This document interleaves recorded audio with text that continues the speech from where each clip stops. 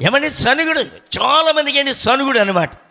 అసలు ముందు పుట్టేటప్పుడు వీళ్ళు సనుగుడితో పుట్టారేమనుకుంటాను నేను కదా. చూడండి, చాలామంది సనుగుడు అనమాట. దేవుడు నిజంగా ఆ కుటుంబంలో ఎన్ని కార్యాలు చేసేటప్పుడు ఇంకేముందిలే అబ్బా, వెళ్ళినటువంటి నాకు నా భార్యకు కూడా నిరుత్సాహం వచ్చేసేది. అలాంటి వాళ్ళతో మాట్లాడినా ఏమొస్తుంది మనకి చెప్పండి? నిరుత్సాహం వచ్చేస్తుంది. ఎందుకు? వారి జీవితం అంతా నిరుత్సాహంతోనే ఉంది. ఏమండి, యుద్ధపు రంగంలోకి ఎవడైనా వెళ్ళాడు, దండులోకి వెళ్ళినప్పుడు నిరుత్సాహంతో ఉండి పాల్గొంటే వాడు గెలుస్తాడా? చెప్పండి, గెలుస్తాడా? ఆ రన్నింగ్ చేయాలి, ఏం గెలుస్తానులే నేను, ఇంతమందిలో నేను బోడోని, నేను ఎంత అనుకుంటే ఆడు ఇంటికాడ ఉంటాం మంచిదిగా కదా. రన్నింగ్లో ఏం చేయాలి? నేను కూడా గెలుస్తాను అనేటువంటి తీర్మానం కలిగి, ఏమంటే ఒకసారి కాబట్టి రెండోసారి కాబట్టి మూడోసారి నువ్వు గెలిచి తీరుతావు. నీకు ఆ లోపల ఉన్నటువంటి ఆశని బట్టి. ఆశ ఉందా? దేవుని దగ్గరికి వచ్చే నీకు ఆశ ఉందా ప్రియ తల్లి? దేవుడు నన్ను పైకి లేపుతున్నాడు. దేవుడు నీ విశ్వాసం మాట్లాడుతున్నావు. నీ జీవితంలో నిన్ను నీవే శపించుకుంటా, ఈ పాడు బ్రతికే కన్నా సస్తే బాగుండు. నిజంగా చచ్చిపోతావు. అది నిరుత్సాహం అంటారు. కానీ ప్రభు అంటున్నాడు ఇక్కడ, ఏమంటాడు 16వ వచనంలో, నేను నిత్యము పోరాడువాడును కాను, ఎల్లప్పుడూ కోపించువాడును కాను, అలా గుండిన ఎడల నా మూలముగా జీవాత్మ క్షీణించును. ఏమంటే క్షీణించిపోతే జీవాత్మ. అందుకని దేవుడు ఎప్పుడు నిన్ను కొట్టడు, ఎప్పుడో ఒకసారి కొడతాడు. ఎప్పుడు? తప్పు చేసినప్పుడు కొడతాడు. ఆ కొట్టినప్పుడు నువ్వేం చేయాలి? దిద్దుకోవాలి. నిజమే ప్రభా. ఏమండి, దిద్దుబాటు నీకు కలుగుతుందా? నేను పుట్టించిన నరులు క్షీణించిపోవుదురు. ఎప్పుడు? నేను నిత్యము కోపిస్తే ఏమవుతారంట? నేను పుట్టించిన నరులు. ఎవరు పుట్టించారు? దేవుడు పుట్టించినటువంటి నరులు క్షీణించిపోతారట. ఇంకేమన్నాడు? వారి లోపము వలన కలిగిన దోషమును బట్టి నేను ఆగ్రహపడి వారిని కొట్టి తిని. ఎప్పుడు కొడుతున్నాడు దేవుడు? ఇప్పుడు చెప్పండి, ఎప్పుడు కొడుతున్నాడంట? ఎప్పుడు కొడుతున్నాడు ఆయన? లోభము వలన కలిగిన దోషమును బట్టి నేను ఆగ్రహపడి వారిని కొట్టి తిని. అప్పుడు కొడతా అంట దేవుడు. ఆ కొట్టినప్పుడు నువ్వేం చేయాలి? ఏమ్మా, నీ ఇంట్లో కోళ్ళు ఉంటాయి. ఏమండి, కోళ్ళు అంటే ఏమండి, నీకు బాగా అరుగు మీదకి వచ్చి ఎప్పుడు కదలుకొని, ఎందుకు నువ్వే పెంచుతున్నావు? నీ కోళ్ళే కాబట్టి నువ్వు అన్నం వేస్తున్నావు. ఏమండి, వాటి గింజలు వేస్తున్నావు కాబట్టి నీ ఇల్లు వదులుతాయా కోళ్ళు? చెప్పండి, నీ ఇల్లు వదలవు, అక్కడే ఉంటాయి. అటు వెళ్ళి 4 గింజలు ఎరుగు తినొచ్చి మళ్ళీ నీ దగ్గరికి వచ్చి ఆ మంచాల మీద ఎక్కి అక్కడికి ఎగిరి ఇక్కడ ఎగిరి మొత్తం ఎరుగుతాయి. అప్పుడు నీకేం వస్తాయి? కోపం వస్తుంది. కోపం వచ్చి ఏం చేస్తావు? కర్ర తీసుకుని ఈ కోళ్ళు నాశనం అయిపోను, నీ కోళ్ళే. కానీ నువ్వేం చేస్తావు? బాగా ఇసురుకుని వాటిని కర్ర పెట్టి గిరాటు పెట్టి కొట్టేస్తావు. కొట్టంగానే రెపరెపలాడతా ఏం చేస్తాయి? వెళ్ళిపోతాయి, బయటికి వెళ్ళిపోతాయి. సాయంత్రాన్ని నీ ఇంటికి వస్తాయా? ఏరే ఇంటికి వెళ్తాయా? చెప్పండి. సాయంత్రాన్ని మరలా నీ ఇంటికి వస్తాయా? నీ ఇంటికి రాకపోతే ఏమవుతాయి? మసాలా అయిపోతాయి. నీ ఇంటికి వస్తే లైఫ్ ఉంది అటుకి. చూడండి, దేవుని యొక్క సేవకుడు ఏదన్నా అన్నాడని చెప్పి నువ్వు రెపరెపలాడితే అక్కడికైనా వెళ్ళావనుకో ఏమవుతుంది? కూర అయిపోతావు. వాడి మసాలాలు వేయించుకుంటాడు నిన్ను. దేవుని యొక్క సన్నిధిలో ఏమన్నాడు ఇక్కడ? వారి లోపము వలన వారికి కలిగినటువంటి దోషమును బట్టి నేను ఆగ్రహపడి వారిని కొట్టి తిని. ఆ కొట్టినప్పుడు నేనేం చేయాలి? తట్టుకుని మన పిల్లలను కూడా అప్పుడప్పుడు మనం కొడతాం. ఏం చేస్తారు వాళ్ళు? ఎక్కిళ్ళు పెట్టి ఏడుస్తారు. అవునా? పారిపోతారా? రోడ్డు ఏమన్నా పారిపోతారా? అక్కడే ఉండి ఆ తన్నులన్నీ తినేసి అలాగే పడిపోయి బాగా ఎక్కిళ్ళు పెట్టి ఎక్కి ఏడుస్తుంటే కాసేపుడు వరకు పట్టించుకోరు. తర్వాత ఏమొస్తుంది మీకు? చెప్పండి, తర్వాత మీకు ఏమొస్తాయి? కన్న తల్లులు చెప్పండి అమ్మా. తర్వాత ఏమొస్తాయి? లవ్, ప్రేమ.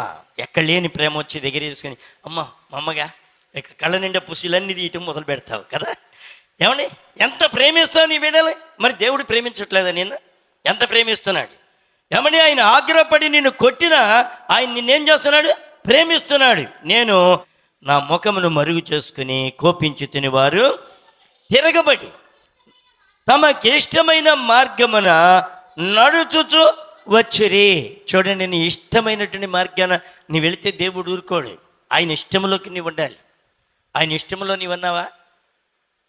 ప్రభా, నీ ఇష్టములో నన్ను నడిపించు. ప్రభాది కష్టమైన శ్రమైన ఇరుకైన ఇబ్బంది అయినా ప్రభా నీ చిత్తానుసారంగా నన్ను నడిపించు ప్రభని నువ్వు ప్రార్థన చేసే తల్లిలాగా ఉండాలి, ప్రార్థన చేసే వ్యక్తిలాగా ఉండాలి. ఉండగలుగుతున్నావా? అందుకని అంటాడు, ఇంకేమన్నాడు 18, నేను వారి ప్రవర్తన చూచి వారిని స్వస్థపరచుదును. దేవుడు ఏం చూస్తున్నాడు ఇంకా నీ దగ్గర? చెప్పండి. ప్రవర్తన అనమాట. నీ ప్రవర్తన ఏదో ఉంది. కొట్టినా కానీ ఒకటి దిద్దుకోడు. కొట్టినా చూడండి, కొట్టినా కానీ ఏం చేస్తారు మన పిల్లలు? అప్పుడప్పుడు తుడిచేస్తారు. అలాంటి వాడు దిద్దుకోలేడు. కానీ ఇక్కడ దేవుడు ఏమంటున్నాడు? నేను వారి ప్రవర్తన చూచి వారిని స్వస్థపరచును. దేవుడు స్వస్థపరచాలంటే నీ ప్రవర్తనలో మార్పు రావాలి. మొదట నీ ప్రవర్తన చూస్తున్నాడు దేవుడు. దేవుడు నీకున్నటువంటి అవన్నీ తీసేయాలంటే నీ ప్రవర్తన మీద ఆధారపడి ఉంది. నీ ప్రవర్తన ఎలాగుంది, నీ మనసు ఎలాగుంది? ఏమండి అన్నాడు, నేను వారి ప్రవర్తనను చూచి. ఏమండి ఒక ఆయన రేపల్లో ఒక సహోదరుడు ప్రార్థన చేస్తున్నాడు, ప్రభా నాయనా నన్ను క్షమించు, నాకు కడుపుల నింపి కొరకు నీ దగ్గరికి వచ్చాను ప్రభా, ఈ కడుపుల నింపి తీసేయలేదయ్యా ప్రభా, నన్ను క్షమించు, నిన్నే నమ్మానయ్యా అని చెప్పి బోరి నేడ్చి ప్రార్థన చేస్తుంటే ప్రభు ఒక రాత్రి మాట్లాడుతున్నాడు, సహోదరుడా నువ్వైతే నన్ను నమ్మావు కానీ నేను నిన్ను చెప్పండి నేను నిన్ను నమ్మలేదు. చూడండి, దేవుడిని నువ్వు నమ్మావు కానీ దేవుడంట ఆయన నమ్మలేదంట. అందుకనే ఆ కడుపు నిప్పి పోలేదు. చూడండి, మన జీవితంలో దేవునికి నమ్మి కుదిరే భక్తి నీ జీవితంలో ఉందా? నీ జీవితంలో నీకు ఏది కలిగినా సమస్తాన్ని దేవుడు తీసేస్తాడు. ఆయన పెద్ద లెక్కలో కదా ఆయనకి. నాకు స్వరపేటకి బాగోపోతే ఏమండి, స్వరపేటకి ఇప్పుడుది కదా, నాకు దాదాపు 96లో స్టార్ట్ అయింది నా స్వరపేటకి దెబ్బతిని. ఒక దేవుని సేవకుడితో చెప్పాను, అయ్యా నా స్వరపేటకి బాగా దెబ్బతినిపోయింది, చాలా భయం. ఏమండి వెనకాల నా భార్య ఉంటే ఆమె వెనకాల ఎక్కించుకుని ఇలాగ బట్టిపురలు వస్తుంటే ఆమె ఏదైనా అడుగుతుంటే మాట చెప్పడానికి కూడా నాకు చాలా కష్టం వేసిపోయేది. స్వరం వచ్చేది కాదు, ఆ మాట ఆగిపోతూ ఉండేది. ఎంత బాధో తెలుసా, చాలా బాధ. ఆ సహోదరుడితో అన్నాను, ఏమయ్యా నా దగ్గర స్వరపేటిక చాలా నన్ను బాధ పెడుతుందంటే ఆయన అన్నాడు, దేవుని దగ్గర ఎన్ని స్వరపేటికలు ఉన్నాయో నీకు తెలుసా? ఏమున్నాయంటే దేవుని దగ్గర స్వరపేటికలు చెప్పండి. దేవుని దగ్గర కిడ్నీలు లేవా? దేవుని దగ్గర గుండెలు లేవా? ఏమండి మెకానిక్ షెడ్కి వెళ్ళండి, ట్రాక్టర్ మెకానిక్ షెడ్కి వెళ్ళండి, లేదా బైకులు రిపేర్ చేసే మెకానిక్ షెడ్కి వెళ్ళండి. ఎన్ని నట్లు ఉంటాయి? ఏమండి నీ దగ్గర నట్టిపోతే ఆయన దగ్గర పాత నట్టు తీసుకెళ్తే ఆయన బిగిచ్చేస్తాడు అంతే, లేదా కొత్త నట్టు వేసేస్తాడు. అవునా? మరి నీకెందుకు రిపేర్ చేయడు దేవుడు? రిపేర్ చేత కదా ఆయనకి, చేతావు. కానీ నీ నమ్మకం చూస్తున్నాడు ఆయన, నీ మాట చూస్తున్నాడు ఆయన, నీ మాట తీరు చూస్తున్నాడు ఆయన. ఏమండి దేవుణ్ణి నీవు నమ్మావు కానీ దేవుడు నిన్ను నమ్మలా. అందుకనే దేవుడు నీకు విడుదల రావటం లేదేమో కేళ.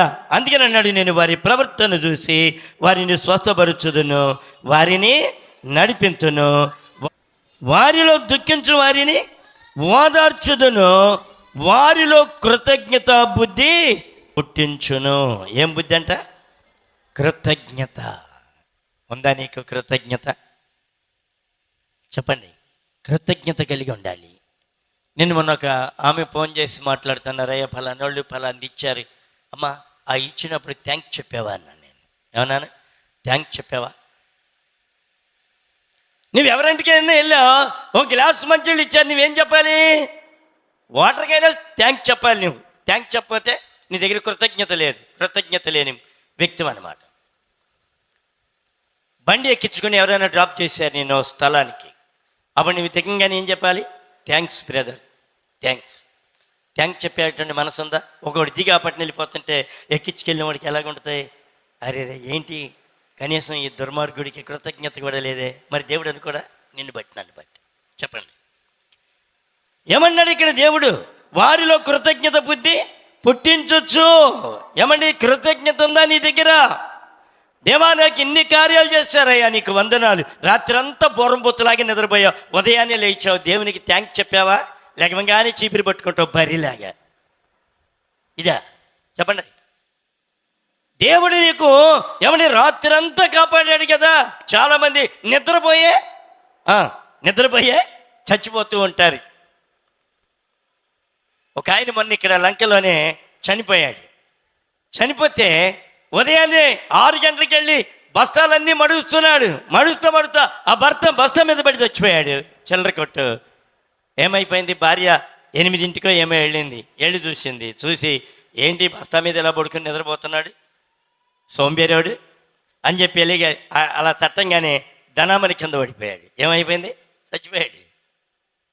చూడండి, కృతజ్ఞత బుద్ధి ఉందా నీకు? నాకు దేవుడు నీకు ఇచ్చినటువంటి ఆయుష్కర ప్రభా, ఈ ఉదయకాలం మీరు నాకు ఇచ్చారు, నీకు వందనాలు, థ్యాంక్స్ ప్రభా, గుడ్ మార్నింగ్.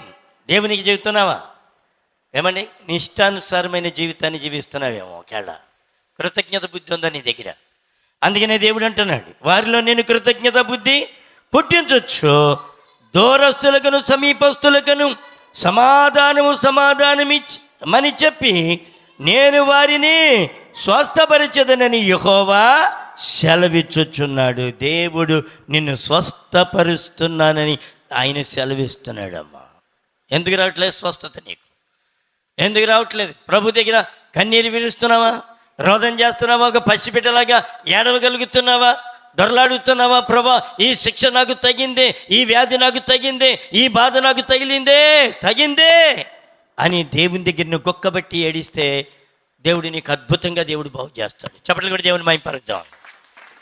దేవుడు ఎలాంటి కార్యమునైనా చేయగలడు. ఆయన ఆ కార్యమును చేయకుండా పోవడానికి కారణం ఆయనకి నమ్మిక నువ్వు కుదిరించట్లేదు. ఆయనకి నమ్మిక రావటం లేదు, నీ మీద నమ్మిక రావటం లేదు. కృతజ్ఞత బుద్ధి నీ దగ్గర లేదేమో. కేళ్ళ ప్రియ తల్లి, దేవుని సందులు అంటున్నాడు. 1 పేతురు గ్రంథం 1 పేతురు పత్రిక 2:24-25 కూడా చూడండి. మనము పాపముల విషయమై చనిపోయి నీతి విషయమై జీవించినట్లు ఆయన తానే తన శరీరమందు మన పాపములను మ్రాని మీద మోసుకొనెను. ఎక్కడ మోసుకున్నాడు? పాపములన్నీ నేను ఆ పాపములన్నీ ఆయన మీద వేసామండి. సిలువ మీద వేసేయాలి నీ పాపదోషాలన్నీ. మరలా ఎరిగి మరలా అదే బ్రతుకులో మనం ఉండకూడదు. అదే బ్రతుకులో చూడుక మారు మనసు పొందినటువంటి వ్యక్తి ఎలాంటి వాళ్ళు తెలుసా? ఒక గొంగళ పురుగు లాంటిది. మారు మనసు పొందినటువంటి వ్యక్తి ఒక గొంగళి పురుగు అనమాట. గొంగళి పురుగు అంటే ఎంతమందికి ఇష్టమమ్మా? తీసుకుని ఒళ్ళే వేసుకుంటారా? చెప్పండి. ఎక్కడ వేసుకుంటే అక్కడ ఏమవుద్ది? దద్దురు వచ్చేసి కండిలు కాసిపోద్ది. అప్పుడు ఏం చేస్తారు? గొంగళి పురుగు ఎక్కడికి కనపడినా కాలు కింద వేసుకుని కసుక్కం తొక్కేస్తారండి. కానీ ఏమండి, దాన్ని రూపం మార్చుకుని ఏమవుతుంది? సీతాకోక చిలుక అవుతుంది. ఇప్పుడు దాన్ని అదంటే ఎంతమందికి ఇష్టం? పిల్లలకి, పెద్దోళ్ళకి, అందరికీ ఇష్టమే. నువ్వు పాపిష్టి జీవితం, గొంగళ పురుగు లాంటి జీవితంలో నుండి ఇప్పుడు ఏ జీవితంలోకి రావాలి? సీతాకోక చిలుకలోకి అవుతారు మెత్తాలి. ఉందా? ఇంకా గొంగళ పురుగులాగానే జీవిస్తానన్నావు పాడు బ్రతుకు. ఇంకా బ్రతుకులోంచి నువ్వు బయటికి రావా? అయ్యో, నేను ఈ పాడు బ్రతుకులో ఉన్నాను ఇప్పటి వరకు త్రాగుడు, ఇప్పటి వరకు జోజం, ఇప్పటి వరకు వ్యభిచారం, ఇప్పటి వరకు నా బ్రతుకంతా కూడా శూన్యమైపోయిందే. ఈ 100 రూపాయలు త్రాగుడి కన్నా ఏమని ఇది మానేసిన బిడ్డలకి 4 యాప్లీలు ఎత్తుకెళ్తే వారు ఆరోగ్యంగా ఉంటారే అనేటువంటి గ్రహింపు నీ జీవితంలోనికి వస్తుందా? నీ బ్రతుకులోకి రావాలి ఇది. అదే చితకోక చిలుక జీవితం. ఇంకా పాపిష్టి జీవితంలోనే ఉంటావా? ఇంకా పాపిష్టి బ్రతుకులోనే ఉంటావా? ఏమండి, సీతాకోక చిలుక అందరికీ ముచ్చటైపోద్ది. నువ్వు ఎక్కడికి వెళ్తే అక్కడ నీకు నేమ్ వస్తుంది, మంచి పేరు వస్తుంది, ప్రఖ్యాతి వస్తుంది, కీర్తి వస్తుంది, ఘనత వస్తుంది. దేని బట్టి తెలుసా? యేసుని నువ్వు స్వీకరించి నీ పాపములన్నీ ఆయన మీద మోపినప్పుడు ఆయన నీకు మంచి ఇలువనిస్తూ ఉంటారు. ఆయన తెలుసా నీకు? మంచి ఇలువ, యాల్వే.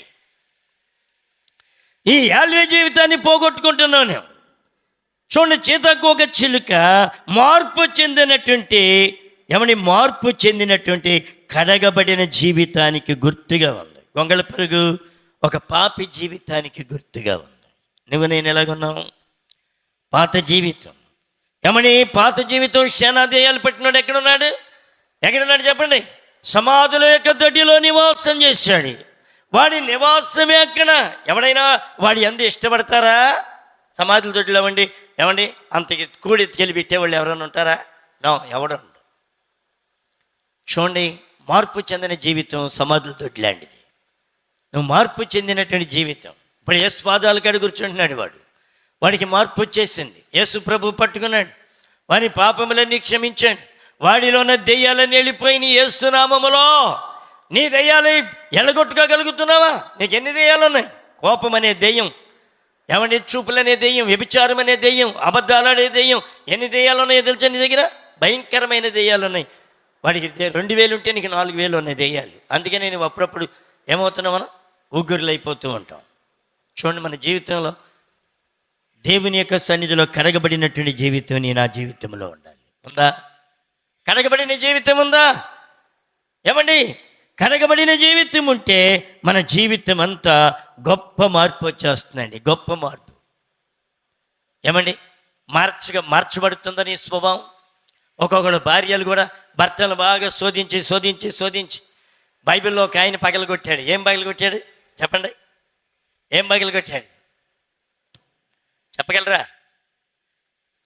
మోషే ఏం పగలగొట్టాడు? ధర్మశాస్త్ర పలకలు దేవుడు రాసి ఇచ్చినయే.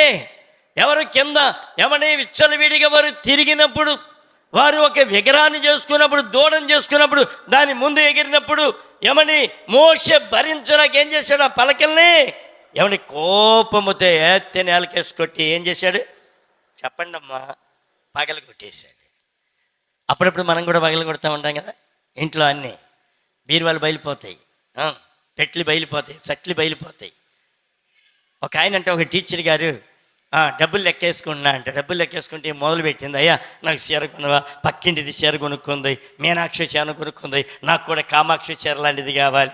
మొదలు పెడితే ఉండవమ్మా ఈ భాగ్యం. అప్పుడు చాలా చాలా చిన్న జీతాలు. అప్పుడు ఏమమ్మా ఈ భాగ్యం తీర్చునేవమ్మా, తర్వాత చెబుతాను ఈయన లెక్కేసుకుంటే ఆ లెక్క కన్నా ఈ వాగుడే ఎక్కువైపోయిందంట.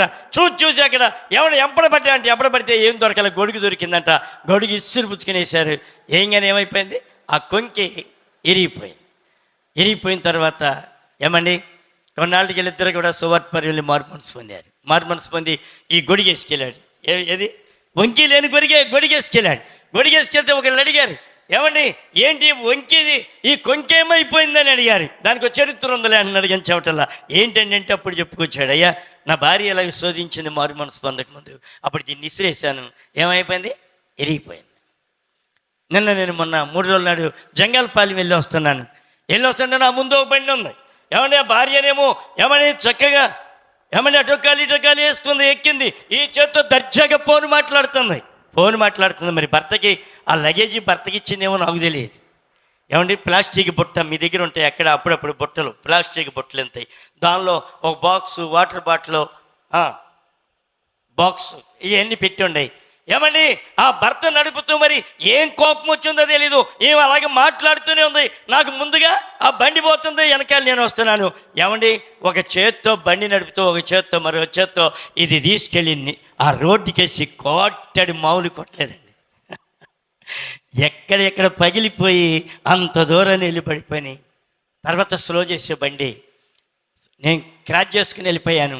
అసలు తెచ్చుకోలేదా అని క్రాచ్ చేస్తే ఏమండి ఆడు వచ్చేదాకా కూడా అంకం చెడి దగ్గర నిలబడ్డాను, కానీ అవి లేవు, వదిలిపెట్టేశారండి. చూడండి ఎంత కోపం. ఏమండి ఇంకా కోపం నీ జీవితంలో ఉందా? ప్రభునందు ప్రియమైన సహోదరుడు, దేవుని యొక్క చిత్తములో నీవు నేను ఉంటున్నామా? దేవుని యొక్క ఉద్దేశాలు నీవు నేను సఫలం చేయగలుగుతున్నామా? అందుకని ఇక్కడ అంటున్నాడు దేవుని యొక్క వాక్యములో, ఏమంటున్నాడు? మనము మన పాపములను చనిపోయి, ఏ అధ్యాయం? 1 పేతురు 2:24 చదవండి.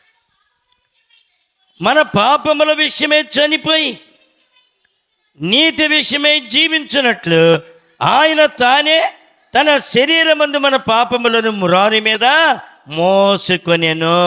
ఏం చేశాడమ్మా? నేను ఆ పాపములన్నీ మ్రాని మీద ఏం చేశాడంట? మోసుకున్నాయంట. ఆయన పొందిన గాయముల చేత మీరు స్వస్థత నొందితిరి. ఆమేన్. దేవుని సన్నిధిలో ఆయన ఏమన్నాడు ఇక్కడ? ఆయన పొందిన గాయముల చేత మీరు స్వస్థత నొందితిరి. నీవు నేను స్వస్థతను ఉందాలి. అడిగావా ఎప్పుడన్నా ప్రభుని? మూలుగుతో అలాగే అంటావు కానీ ప్రార్థన చేయలేవు. డాక్టర్ల మీద అనుకుంటావే కానీ దేవుని మీద అనుకోలేవు. దేవుని మీద అనుకోలేవు. ప్రభా నువ్వు చేసేవరికి ప్రభా ఏమండి, ప్రభా నా పట్ల ఈ కార్యం జరిగించయ్యా ప్రభా. ఎప్పుడైనా తెలుసా, మొట్టమొదట నిన్ను నువ్వు తగ్గించుకోవాలి, తర్వాత దేవుని గోదాడుతూ ఉండాలి. అందుకని అన్నాడు 25వ వచనంలో, మీరు గొర్రెల వలె దారి తప్పిపోతారు కానీ ఏమండి ఇప్పుడు మీ ఆత్మలకు కాపరియు అధ్యక్షుడినైన ఆయన ప్రభునకు మళ్ళీ ఉన్నారు. నీవు నేను ఎక్కడ ఉండాలి? మళ్ళాలి దేవుని వైపు. దేవుని వైపు మళ్ళుతున్నావా? ఇంకా లోకం వైపు మళ్ళుతున్నావా? ఏమా, దేవుని వైపు నువ్వు మళ్ళితే నీ జీవితమే ఒక అద్భుతంగా మారుద్ది. నీ జీవితం ఒట్టి చెక్కే మార్పు చెందకముందు ఎలాగ ఉన్నాడు? పాపిగా ఉన్నాడు, లంచగుండిగా ఉన్నాడు, దుర్మార్గుడిగా దుష్టుడిగా ఉన్నాడు. కానీ మార్పు చెంది సరి చేయబడిన తర్వాత ఇప్పుడు ఏమయ్యాడు? చెప్పండి, ఏమయ్యాడు? మీ దగ్గర నుంచి అబ్రహాము కుమారుడయ్యాడు. నీ పాప జీవితాన్ని నువ్వు వదిలిపెట్టి నువ్వు పశ్చాత్తాపడితే ఏమండి, నువ్వు అబ్రహాము కుమార్తెగా, అబ్రహాము కుమారుడిగా మారిపోతావు. ఇంకోళ్ళు చెప్పాడు, ఈమె కూడా అబ్రహాం కుమార్తె అని. ఎవరామి చెప్పండి, ఎవరీమే? ఏమని 18 సంవత్సరముల నుండి కట్లతో నడివంగిపోయినటువంటి ఆమెను ఏమన్నాడు? ఈమె కూడా అబ్రాహాము కుమార్తె అన్నాడు. నీవు కూడా అబ్రాహాము కుమారుడివే, నీవు కూడా అబ్రాహాము కుమార్తెవే ప్రియ తల్లి, నాడున్నటువంటి ఆత్మ నేడు అన్నది. దేవుడు నేను స్వస్థపరచడా? దేవుడు నేను విడుదల చేయలేడా? దేవుడు నీకు కృపనివ్వలేడు అనుకుంటున్నావా? దేవుని సంధిలో ఎందుకు పశ్చాత్తాపడతలేదు? ఎందుకు రోధం చేయట్లేదు? ప్రభా నా వ్యాధి నుండి నన్ను విడిపించండి, నా బాధల నుంచి నన్ను విడిపించండి, నా శ్రమల నుంచి నన్ను విడిపించండి, నా దుఃఖ దినములు ఏమైనా సమాప్తమైపోవాలయ్యా. అయ్యా నాయనా, ఈ బాధ నేను భరించలేను. ప్రభుని ఎప్పుడైనా అడిగావా? దేవుణ్ణి స్తుతించావా? దేవుణ్ణి ఆరాధించావా? ఆయనకి నమ్మిక కుదిరేలాగా నువ్వు ప్రవర్తించావా? చివరిగా చూడండి, ఇంకా ఉంది కానీ 2 కొరింథీ 5వ అధ్యాయం 21వ వచనం చూద్దాం. చూడండి, ఇక్కడ ఏమన్నాడు? ఎందుకనగా మనము ఆయన యందు దేవుని నీతి అగునట్లుగా పాపమెరుగని ఆయనను మన కోసము పాపముగా చేసెను. యేసు ప్రభు వారు ఒక పాపిగా మారిపోయాడు. ఆయన దేనికి తెలుసా? నిన్ను నన్ను నీతిమంతులుగా చేయడం కొరకు. ఇవాళ ఇలాంటి మందిరంలో కూర్చొని ఇలాగ ఉన్నావంటే ఎవరిదయ్యా? దేవుని దయ ఉందా? నీకు అసలు ఆ కృతజ్ఞత ఉందా? నీకు నువ్వేమనుకున్నావు? నేను రాకపోతే యేసు ప్రభు జరగదేమో అన్నట్టుంది నీ ఫీలింగ్ కదా. దేవుని జరగదా? చూడండి, దేవుడు ఎంత కృప కలిగిన వాడు. దేవుడు నిన్ను నన్ను బలపరిచి ఏమండి ఎంత సహాయం చేస్తున్నారండి ఆయన. కొలసి 2:13 కూడా చూడండి. కొలసి 2:13 చూడండి, ఇక్కడ ఏమన్నాడు? మరియు అపరాధముల వలనను శరీరమును సున్నతి పొందక ఎండుట వలన మీరు మృతులయ్యి ఉండగా దేవుడు వ్రాతపూర్వకమైన ఆజ్ఞల వలన ఒకటి మన మీద రుణముగాను మనకి విరోధముగా ఉండిన పత్రమును మేకులతో సిలువ కొట్టాడంట. అబ్బా, సిలువ కొట్టాడంటండి మేకులతో. మార్టిన్ లూథర్ గారు వాక్యాన్ని ప్రిపేర్ అవుతుంటే అపవాది పరిగె వచ్చానంట. పెద్ద లిస్ట్ ఎత్తుకొచ్చి పెట్టేసాయంట ఆయన టేబుల్ దగ్గర. ఇదిగో నువ్వు ఏడికి వెళ్ళేది నువ్వు పరలోక రాజ్యం వెళ్తావా? నువ్వు వెళ్ళటానికి వెళ్ళేది ఇదిగో నీ పాపములు వచ్చేట, ఇదిగో చూడు పలానా వయసులో పలానా పాపం చేసావు, పలానా మొత్తం దాని మీద రాశాడు పెట్టాయంట. పెట్టేటప్పటికి ఈయనకి కూడా ఒక 2 నిమిషాలు స్టన్ అయిపోయాయంట. నిజమే కదా, అప్పుడప్పుడు మనం ప్రార్థనలో కూర్చోం కానీ గుర్తు వస్తామండి. అపవాది అంటది, చేసేవాళ్ళ భక్తురాల సాల్యక లే అంటది. అనగానే ఏం చేస్తాం? ప్రార్థన ఆపేస్తాం. కొంతమందికి ఏంటి, ప్రార్థన చేస్తాం అనగానే ఎలికలు టగ పరిగెత్తి ఏదోటి మొగ్గుద్ది ఉలికిబడి ఇంకేం చేస్తారు? ప్రార్థన చేయరు, పడుకొని నిద్రపోవటమే కదా. ఇలాంటివి కూడా జరుగుద్ది. చూడండి, మార్టిన్ లూథర్ గారు ఒక్కసారి ఆలోచన చేసి ఏం చేశాడు? ఏమే సతానా, ఇవన్నీ నేను ఒప్పుకున్నాగా ఇవన్నీ నేను పశ్చాత్తపడ్డాగా నా యేసు రక్తంలో కడగబడ్డాడు కదని ఆయన చేతుల్లో ఉన్నటువంటి రెడ్ ఇంక్ పిన్నుతో ఏం చేశాడు, అది పెట్టినటువంటి లిస్టులో ఇలాగ ఇంకెలాగ జల్లి అప్పుడు అన్నాడు, అసే దయ్యమా నా పాపములన్నిటినీ ఇదిగో యేసు ప్రభు కొట్టేశాడు ఆయన రక్తములో అన్నాడు. అనగానే ఏడ్చుకుంటే ఏమైపోయింది, వెళ్ళిపోయింది. నేను ఆ పాప దోషములు కొట్టేయలేదు అనుకున్నావా? దేవుడు కొట్టేశాడు, చేవ్రాతో తుడిచేశాడు. ఇంకా నీలో ఏదో ఉందని భ్రమపడిపోతున్నావు, ప్రార్థనాత్మ పోగొట్టుకున్నావు, విరిగి నలిగిన హృదయం పోగొట్టుకున్నావు, కన్నీరు పోగొట్టుకున్నావు, రోదన పోగొట్టుకున్నావు, ప్రార్థన చేయటం లేదు, నీ దగ్గర నిరీక్షణ లేనటువంటి పరిస్థితికి వెళ్ళిపోయి ఇంకా నా పాపం ఉందే అనేటువంటి పరిస్థితికి వచ్చేసావేమో. నీ పాపాలు ప్రభువు క్షమించాడు, ఎప్పుడో క్షమించాడు. నీ దోషములైన క్షమించాడు. ఏమండి, ఆయన సిలువుకి కొట్టాడు, నీ పాప దోషములన్నీ ఆ పత్రికని సిలువుకి కొట్టాడు. కొట్టేం చేశాడు, ఇక ఎన్నడూ నీకు అడ్డు లేకుండా అడ్డుని యేసు ప్రభువారు తొలగించి దాన్ని పతనం చేశాడు. ఇంకా నీవు ఎందుకు ఎలాగ చేస్తున్నావు నాకు అర్థం కాదు. చూడండి, దేవుడు ఎంత కృప కలిగిన వాడు. యేసు ప్రభువారు నిన్ను ఏమని విడిపించాలని, నిన్ను గొప్ప చేయాలని, ఏమని నీకు మంచి ఉన్నతమైన స్థితి ఇవ్వాలని దేవుడు కోరుకుంటున్నాడు. ఆయన నీ కొరకే కర్పూరలాగా కరిగిపోయాడు. ఆయన నీ కొరకే ఆయన రక్తాన్ని నీరుగా ఏమంటే చివరి యొక్క బళ్ళిపోటు ద్వారా ఏమొచ్చింది, రక్తము, మిగిలిన నీరు కూడా శరీరంలోని కిందకి వడిల్చాడు. ఎవరి కోసమో తెలుసా? నీకోసమే. ప్రియ తల్లి, పశ్చాత్తపడి ప్రార్థన చేస్తావా? ప్రభా, నా కొరకు సిలువ మరణమయ్యావయ్యా, నా కొరకు యవన కాలాన్ని నా కొరకు దారగత్తం చేసావు ప్రభా.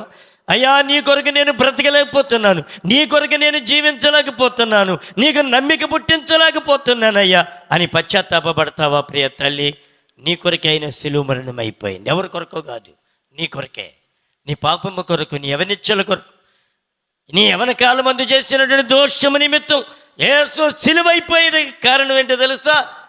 నీ పాపాన్ని బట్టి ఆయన సమస్తాన్ని ఆయన మీద తీసుకుని నీకేది అడ్డు రాకుండా, నువ్వు చచ్చిన నీకు అడ్డు రాకుండా, అపవాదు వచ్చి నీ శరీరం మీద, నీ ఆత్మ మీద కూర్చోకుండా ఆయన ఉండటం కొరకే ఆయన నీ కొరకు సిలువ మరణం అయిపోయి ఆయన నీ కొరకు ప్రాణాన్ని పెట్టాడు.